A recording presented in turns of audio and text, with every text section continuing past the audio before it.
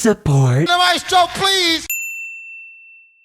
May keeping it consistent. Another 4 albums this week. This'll be for the week of May 9th, 2026. On this damn music back in 1979, Three Imaginary Boys, the debut studio album by The Cure, would be released only in the UK. It would later be released in the US and Canada the following year, titled as Boys Don't Cry. It would also be as a compilation and have a completely different track listing.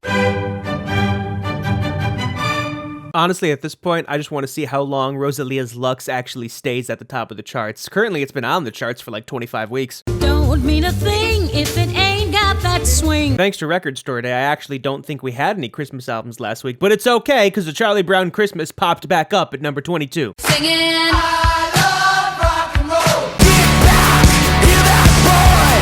Someone threw away your favorite toy for good.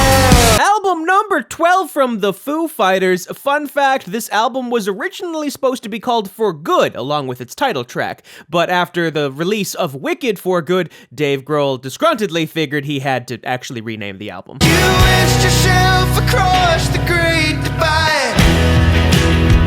We drove in. Following up 2022 Styx Season, The Great Divide. Now, Styx Season has had a time on the rock chart. It's pretty much stayed at the top since its release, given there's been multiple versions of the album also released. So we'll see how long The Great Divide can stay up here. It's bigger than hip hop, hip hop. One more chance at love. One more chance at love. One more chance. So the Michael Jackson movie came out. You'd think we'd be talking about the soundtrack, but nope. The compilation of all his number ones got a little bit higher, and that's just how Billboard does things. When people are listening to songs, they'll always put them on the album that has cumulatively more plays from said songs than what album they're actually playing them from. Come pick up your clothes. I had them folded. Album number 5 from Kehlani, self-titled, following up 2024's Crash. This album is just filled with high-profile features too. Usher, Missy Elliott, Brandy, Clips, Lil Wayne, T-Pain, Lil Jon, Leon Thomas, Big Sean, Cardi B. You know, so far 2026 has been giving us at least a decent amount of dance and electronic music, so I guess I'm not gonna complain here. And now I need some help from the maestro, please. Baby, I just swim.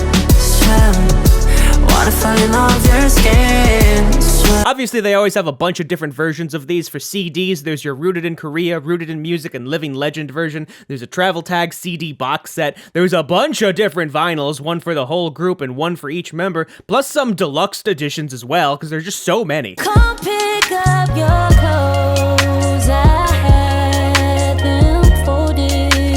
This was to be expected. I mean, Folded alone was a great track, and that was released almost a year ago. Ended up winning 2 Grammys as well. That's what I want. That's what I want.